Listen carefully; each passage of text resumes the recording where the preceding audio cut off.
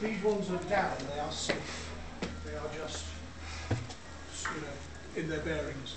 These ones, if you were to push them like that, they're unstable, they would go and it'd be a lot of mess.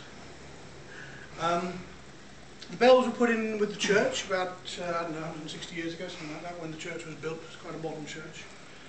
And this is the original frame, but the bells are not original. The frame is made out of oak. It's still in excellent condition, perfect condition. The bells were taken out of the frame during the war and taken originally to the churchyard. I'm sure you know the story.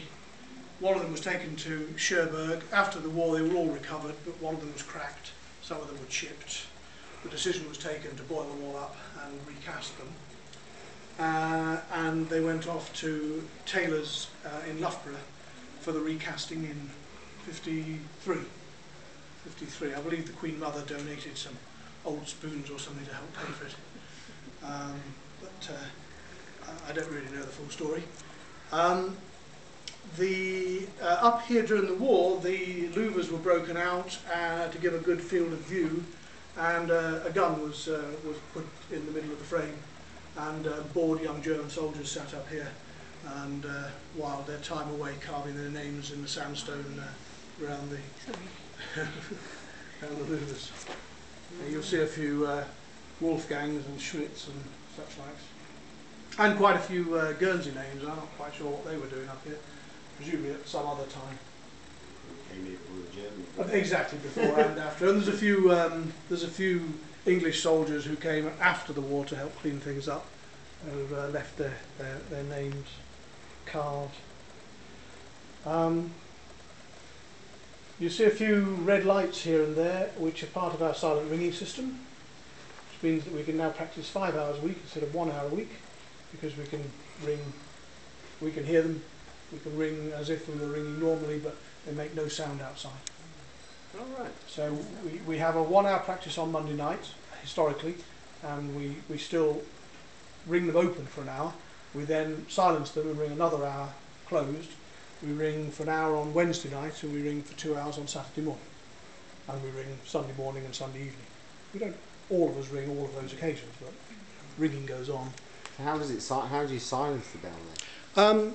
We put a piece of carpet between the clapper and the bell, and then we loop an old inner tube over the clapper and pull it round onto the nut on the headstock there, thus holding the clapper against the carpet and against the bell.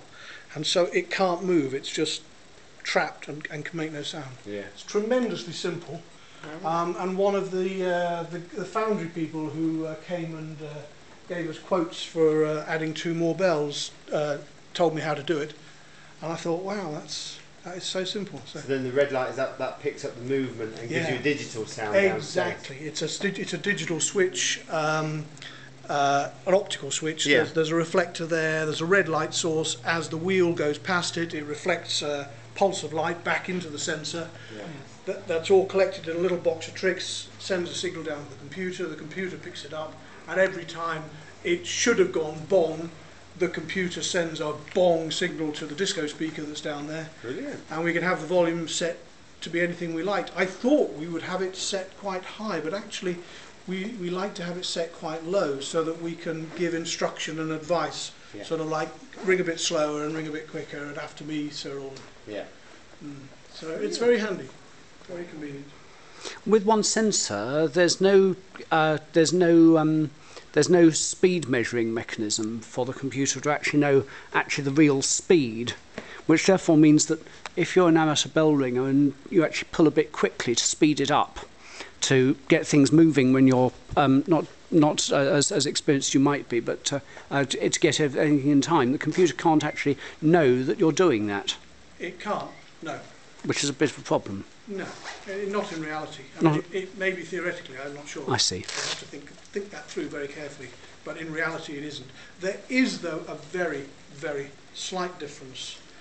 There is a slight difference, and maybe that's the explanation. I've never really known quite what the difference is, but there is a difference, but it's so subtle that you need a very, very fine band to notice it at all. Amazing. With our band, we don't notice it. Amazing. I'm away more often than I should be. So, you know, people, we never seem to have less than about 8 ringers on a Sunday morning, and that's the important thing. So we have 18 ringers, but rarely do we have 18 people in the belfry at one time.